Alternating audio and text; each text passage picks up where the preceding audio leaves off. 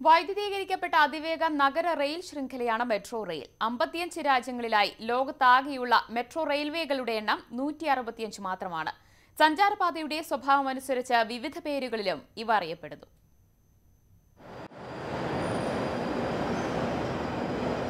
സഞ്ചാരപാതയുടെ സ്വഭാവമനുസരിച്ച് മെട്രോ റെയിലിനെ subway, tube, underground rail എന്നീ പേരുകളിലാണ് അറിയപ്പെടുന്നത്. ലോകത്തിലെ ആദ്യത്തെ മെട്രോ ഗതാഗത സംവിധാനം എന്ന വിശേഷണം ലണ്ടൻ ട്യൂബ് റെയിൽവേക്ക് അവകാശപ്പെട്ടതാണ്. 1963 ജനുവരി 9 ലണ്ടൻ അണ്ടർഗ്രൗണ്ട് എന്ന വമ്പൻ ഭൂഗർഭ റെയിൽവേ ശൃംഖലയ്ക്ക് തുടക്കമായത്.